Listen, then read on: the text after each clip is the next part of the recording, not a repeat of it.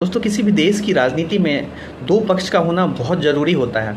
यही दो पक्ष का होना जो है वो देश को आगे की तरफ ले जाता है। एक पक्ष सत्ता का होता है और एक पक्ष विपक्ष का होता है। जितना ज़रूरी सत्ता पक्ष होता है उतना ही ज़रूरी जो है, मैं समझता हूँ उससे ज़्यादा ही ज़रूरी विपक्ष का होना होता है। क्योंकि अगर विपक्ष मजबूत होता है तो सरकार के ऊपर हमेशा एक दबाव बना रखता है विपक्ष, ताकि सरकार जो है अपना काम बखूबी निभाए। और कहीं भी अगर चूक होती है तो विपक्ष उस काम को जो है, उस चूक को उजागर करता है लोगों के सामने।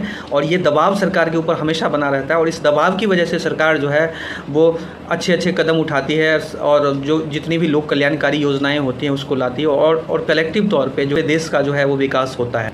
तो दोस्तों, इस बात से ये तो सिद्ध होता है कि विपक्ष का होना बहुत ज़रूरी है।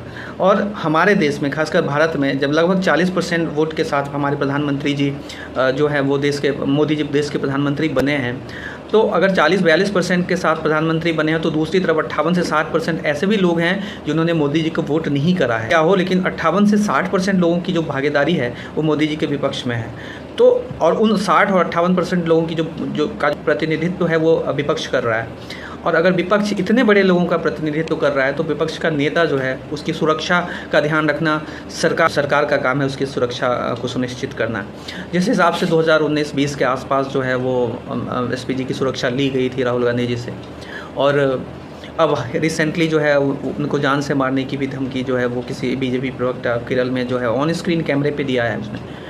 तो ये सब कहीं ना कहीं एक ऐसी चीज़ है जो देश को कमज़ोर बनाती है। और इससे ये कहना कि विपक्ष में है तो इस बात को सीरियसली ना लिया जाए। मैं आग्रह करता हूँ प्रधानमंत्री जी से कि कम से कम इस बात को सीरियसली लिया जाए और जो भी आपके यहाँ आपके जो कार्यकर्ता हैं, आपके जो प्रवक्ता हैं, उनको कम से कम एक जो भी आपके आपकी पार्टी में जो अनुशासनात्मक कार्रवाई है वो की जाए और इस पे जो है वो कठोर कदम उठाया जाए, ताकि आगे से जो है वो कोई भी प्रवक्ता हो, चाहे सत्ता का हो विपक्ष के लिए और विपक्ष का हो पक्ष के लिए, ऐसी चीज़ जान से मारने की कम से कम जो है वो ऑन स्क्रीन या ऑफ स्क्रीन बात ना करें।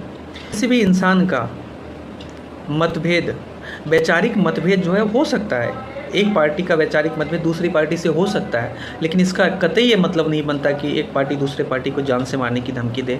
तो ये तो अपने आप में बहुत बहुत बड़ा विषय है और मुझे समझ नहीं आता कि इतने बड़े विषय को जो है वो हमारी फ्रंट मीडिया जो है वो क्यों नहीं बताना चाहती। और क्यों नहीं बताना चाहती है दोस्तों, आप सबको पता है कि क्यों नहीं बताना चाहते। दोस्तों, आप लोगों का क्या कहना है इन सब बारे में? प्रधानमंत्री की सुरक्षा जितनी ज़रूरी है, क्या उतनी ज़रूरी विपक्ष की सुरक्षा नहीं है? आप प्लीज़ कमेंट करके ज़रूर बताइएगा। धन्यवाद।